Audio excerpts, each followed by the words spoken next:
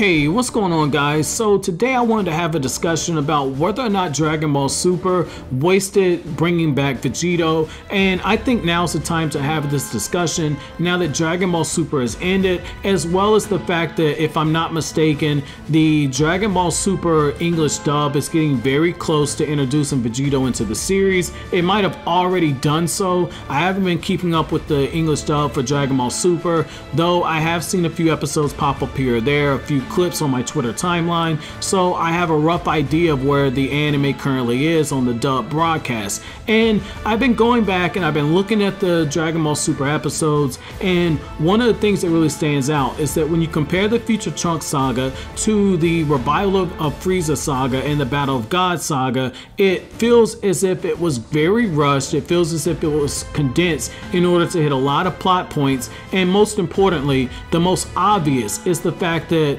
Vegito was just put into this part of the story in order to push out more merchandise. And I've already done another video talking about whether or not the transformations were too much in Dragon Ball Super, and I lined up how every quarter a new transformation would be unveiled, and it would give the shareholders for Toei Animation, as well as all the other properties that are licensing Dragon Ball, an opportunity to push out more product. And so when you look at Vegito from a storytelling perspective, or for better words, to look at Vegito from a craft perspective, he didn't serve much of a purpose in the Future Trunks saga.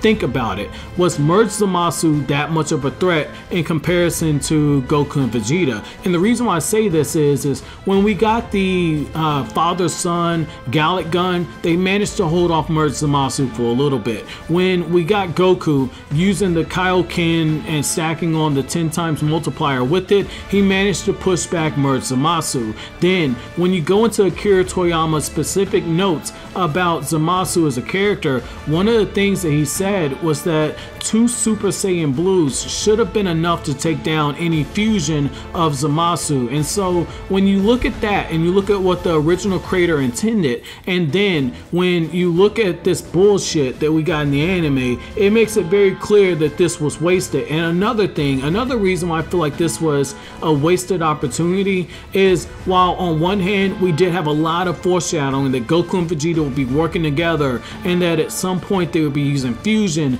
it was stuff that was sprinkled into the God saga, it was stuff that was sprinkled into the revival of F saga. So we do know that there was some build up towards this, but at the same time, when you look at the actual fight, Vegito comes in, he's slapping around Merged Zamasu. He isn't having too much difficulty, though you can see Zamasu press him for a little bit, but for the most part, he was just there to make a brief appearance in order to raise some of the interest in the fandom, and then he goes away. And then to top it off on everything, we get this horrible retcon to how Potara fusion works. And so when you look at that and you look at what he actually contributed, and then you look at the fact that Goku and Vegeta were able to push him back after this, it makes you wonder what the fuck was the point in Zamasu even showing up. But those are my thoughts on this matter, guys. Would you have liked to see Zamasu maybe get defeated by Goku and Vegeta on their own, and then have Vegito get shown off in the Tournament of Power, maybe in a battle against Jiren? Would that have been a better payoff for you guys?